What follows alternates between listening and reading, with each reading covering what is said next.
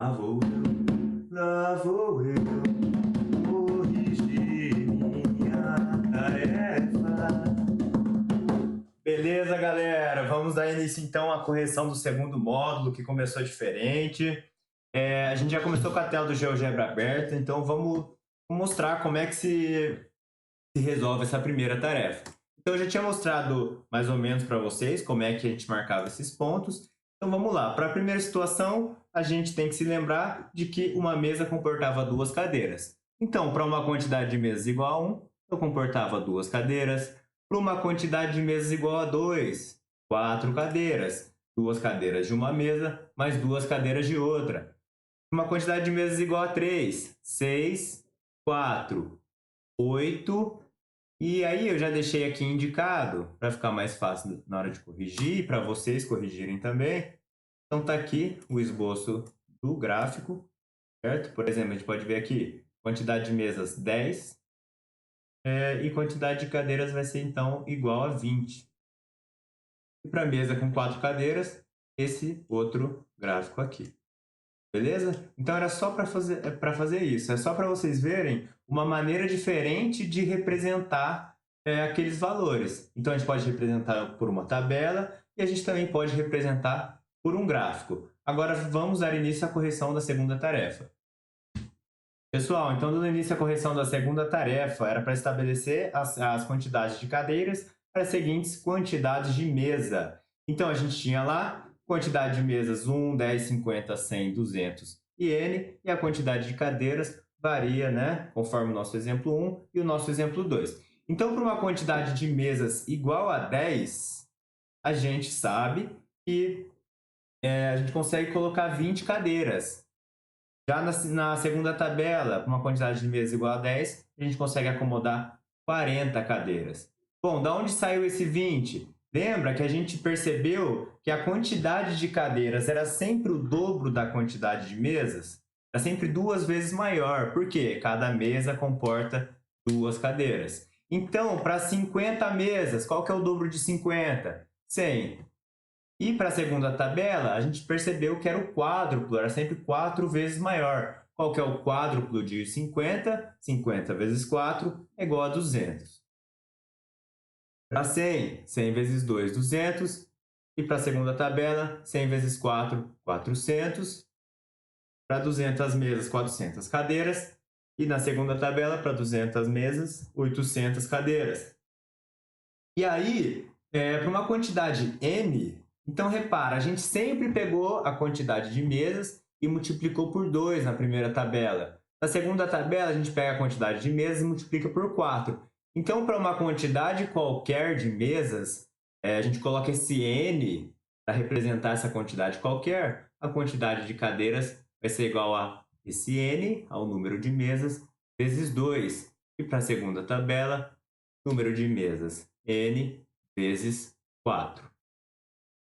Certo? Então, a gente reparou na primeira tabela que a quantidade de cadeiras é igual ao número de mesas vezes 2. Eu vou apresentar alguns conceitinhos agora, só para a gente construir de uma maneira mais sólida as terminologias do conceito de função. Então, eu posso representar usando apenas letras. Em vez de usar essa frase quantidade de cadeiras igual ao número de mesas vezes 2, eu posso colocar o Q representando a quantidade de cadeiras, o N representando o número de mesas, e esse vezes 2 porque cada mesa comporta 2 cadeiras. Aí, a gente tem que lembrar o seguinte, a relação de dependência. Quem dependia de quem? A gente percebeu que a quantidade de cadeiras dependia da quantidade de mesas ou do número de mesas. Então, essa dependência, quando a gente vai escrever, a gente representa matematicamente dessa maneira. A quantidade de cadeiras que depende do número de mesas é igual ao número de mesas vezes 2. A essa letrinha Q, né, essa quantidade, a gente chama de variável dependente. Variável por quê? Porque ela pode assumir diferentes valores, esses valores vão variando. E por que dependente? Porque a quantidade de cadeiras depende do número de mesas. Então é importante focar agora na aula que essa nomenclatura é importante. E o n, a gente vai chamar ele de variável independente, porque o número de mesas não dependia da quantidade de cadeiras. Então, essa é a lei associativa para o caso da mesa que comporta 2 cadeiras. E se fosse, eu coloquei aqui, cada mesa comporta 2 cadeiras. E se fosse a mesa que comporta 4 cadeiras, o que ia mudar? Vou deixar um tempinho vocês pensando. Bom, a única coisa que ia alterar é o número que o n estaria multiplicando. Por quê? Porque agora cada mesa comporta 4 cadeiras. Só isso que ia mudar. Aí, é legal a gente perceber também o quê? Como que a gente usa esse Q de n igual a n vezes 2? Por exemplo, se meu número de mesas é igual a 1, no lugar de n, eu substituo 1.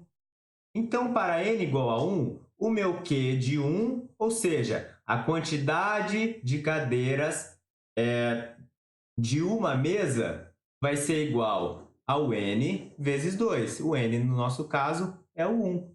Logo, a quantidade de cadeiras para uma mesa é igual a 2. Outro exemplinho, para n igual a 10, ou seja, para uma quantidade de mesas igual a 10. O Q de 10, que é a quantidade de cadeiras, é igual ao número de mesas, que é 10, vezes 2. Então, a quantidade de cadeiras que eu consigo comportar para 10 mesas é 20. A gente poderia usar para esses outros valores e também daria certo. Daria sempre o dobro, que é a mesma coisa que multiplicar por 2. Então é legal a gente ver como a gente usa. Formalmente, a gente vai usar esses conceitos como variável independente, variável dependente, e como que a gente substitui, né? Como que se dá essa substituição de valores. Além disso, esse conjunto n do número de mesas, né, é o conjunto de números que a minha variável independente pode assumir, a gente chama de domínio da função. Agora, esses outros valores que aparecem, a gente chama de imagem, são os valores da variável dependente. E esse Q de n igual a n vezes 2, ou Q de n igual a n vezes 4, é a nossa regra associativa. Beleza, galera? Espero que vocês tenham gostado. Muito obrigado pela disponibilidade de estar assistindo ainda, quem continua firme e forte. Se tiver sugestões ou dúvidas, pode mandar para mim no documento. Muito obrigado e tchau!